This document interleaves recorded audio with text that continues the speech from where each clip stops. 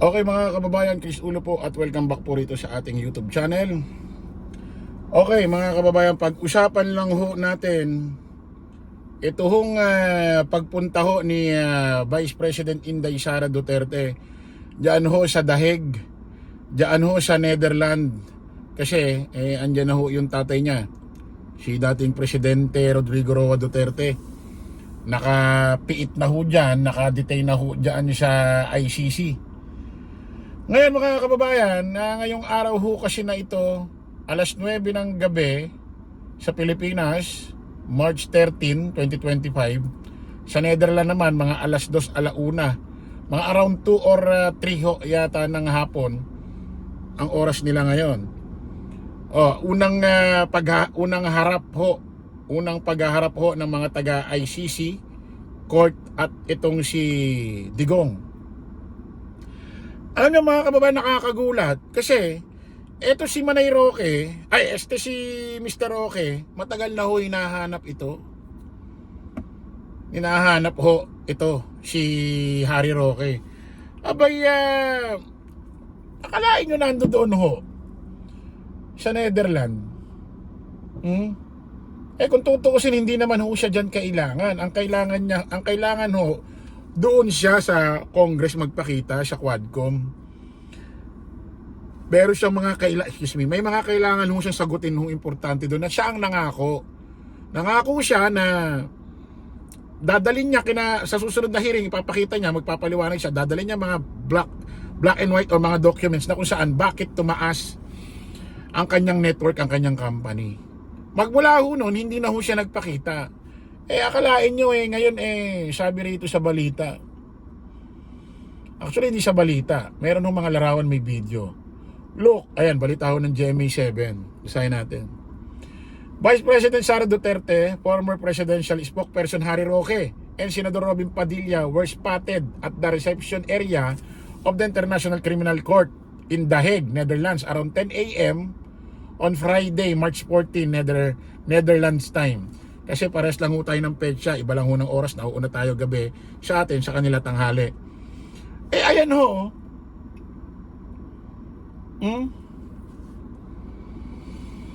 Ayan ho si Harry Roque. VP Inday Sara Duterte.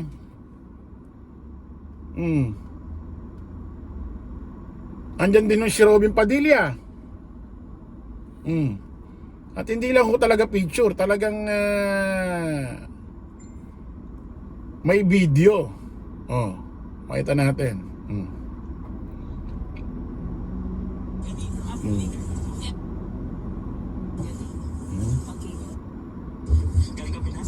Tingnan natin yung mas malaking video.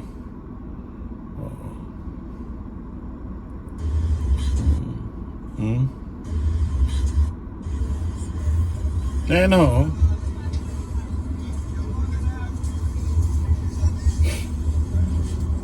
Ayan o, si Robin. VP Inday Sara Duterte.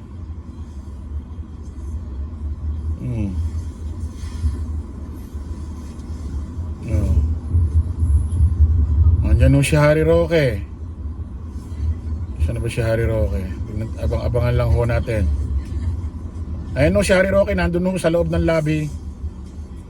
Nakatalikod ewan ko anong pinaggagawa nyo dyan.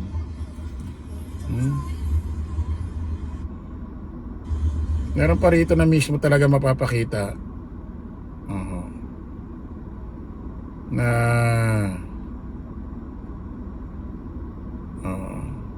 ayan.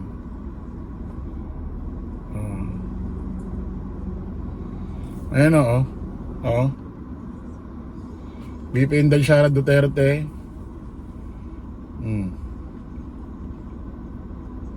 Ayan. Tingnan natin si Harry Roque. Robin Padilla.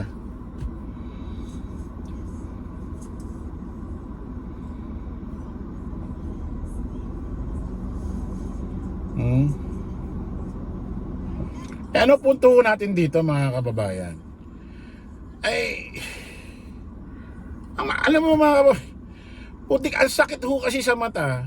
Kasi mga kababayan, isipin nyo, si Harry Roque hinahanap ho ang alagad ng batas din. Oh, sinampahan pa nga ho ng kaalam ko may isang pa pang kaso ito sa Department of Justice eh. Oh, hinahanap ho ito ng mga alagad ng batas ho ng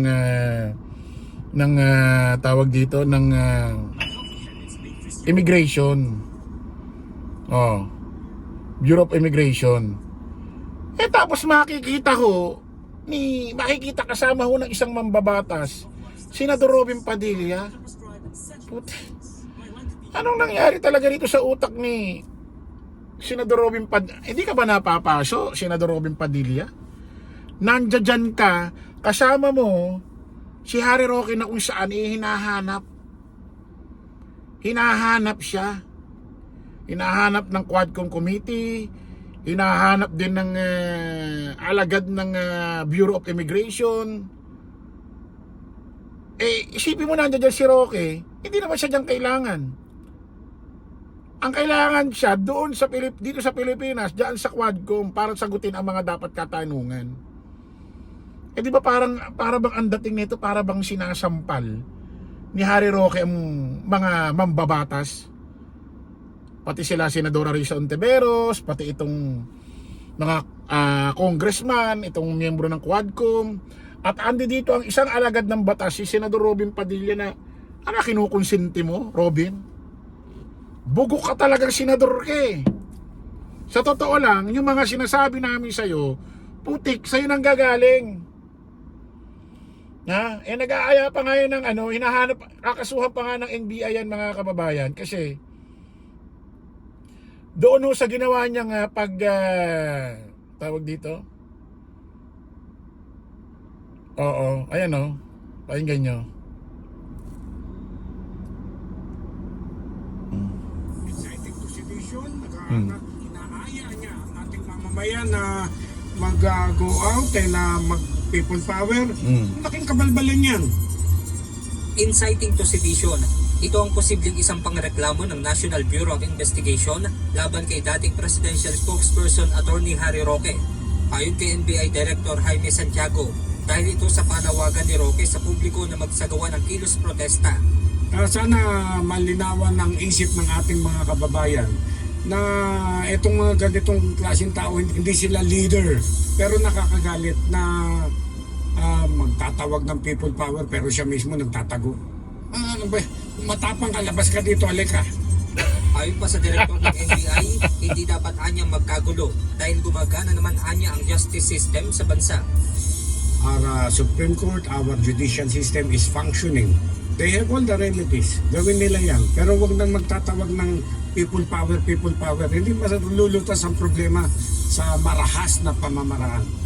Wala pang binibigay na tugon patungkol dito si Attorney Harry Roque.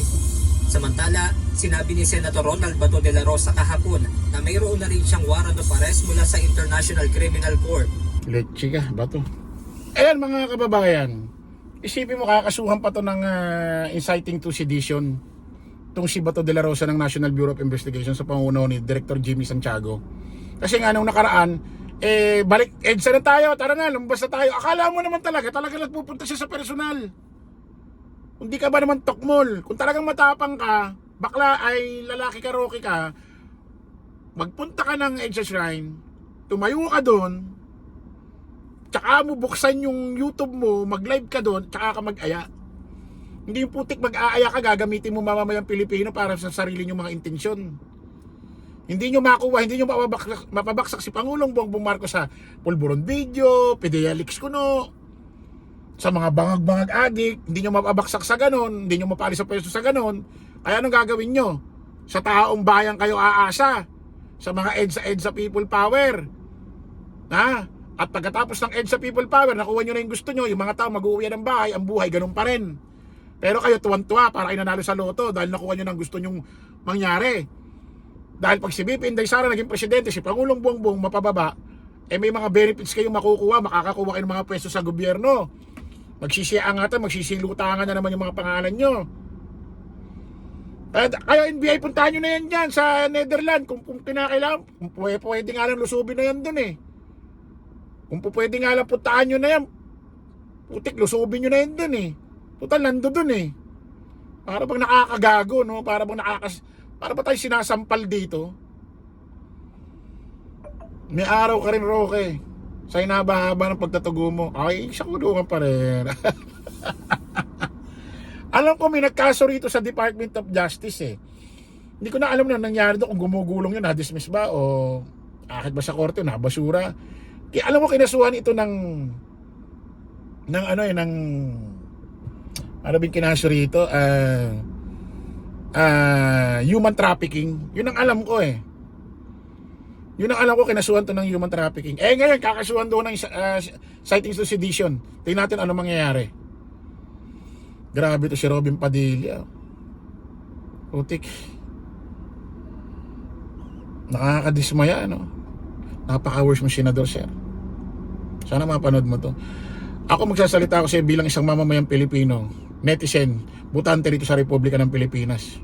Kung si Digong ang pinaka-worst na naging presidente rin sa Pilipinas, ikaw ang pinaka-worst na naging senador. Dapat ka kung may magre-resign dito sa buong Pilipinas, walang iba kundi ikaw eh. Puro ka porma, wala kang silbi.